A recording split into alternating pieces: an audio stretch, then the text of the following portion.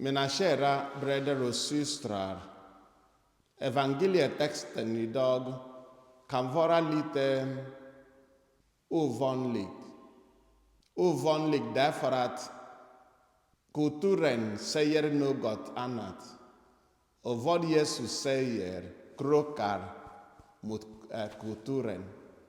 Om man är en kristen så märker man en viktig sak. Att ibland det finns något i kulturen som kan förbereda folk så att de kan förstå evangeliet och bli goda kristna.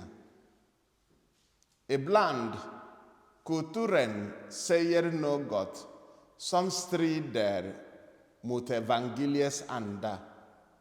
Och ibland kulturen passar inte alls till evangeliet. Evangelietexten som vi har ikväll ger ett bra exempel där folk som bor i en kultur säger, aha, är det så? Det betyder att vad kulturen säger är inte vad evangeliet säger. De krockar.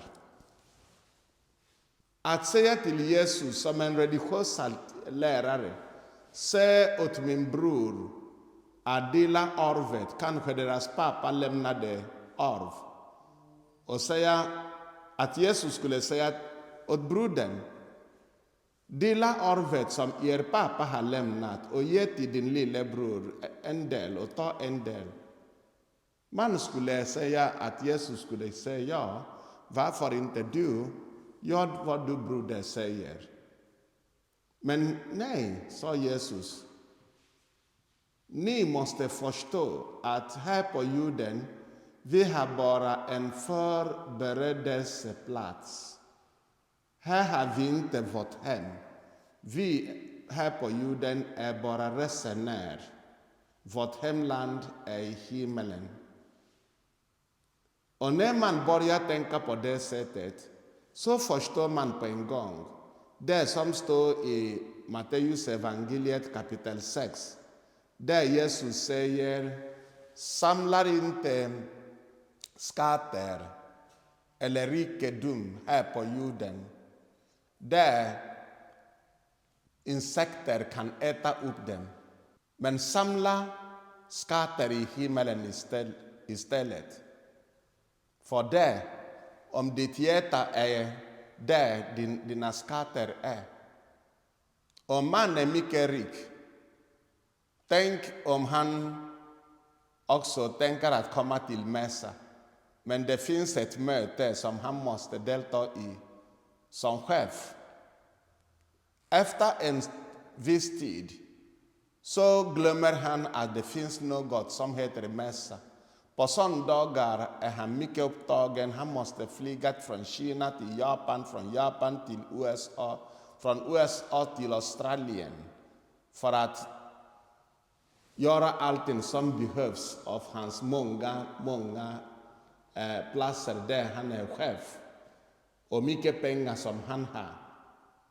Men vi som är kristna förstår på en annorlunda sätt att vårt liv här på jorden är bara för en kort tid. Någon frågade mig, om någon ger dig till exempel $2 miljarder, vad ska du göra? Och jag sa, på en gång ska jag köpa alla kyrkor som jag vill ha för mitt folk. Och jag skulle hjälpa de fattiga världen runt. Och till slut sa han, men du har inte sagt vad du vill göra för dig själv. Och jag skrattade, jag sa, jag kom inte ihåg, jag glömde det. För vad behöver jag? Vad är det som vi behöver egentligen? Vår tid här på jorden är kort tid. Vårt hemland är i himmelen. Och som Jesus säger, en mans liv blir inte bättre på grund av vad han äger. Även om han äger mer än han behöver. Vårt hemland är i himmelen.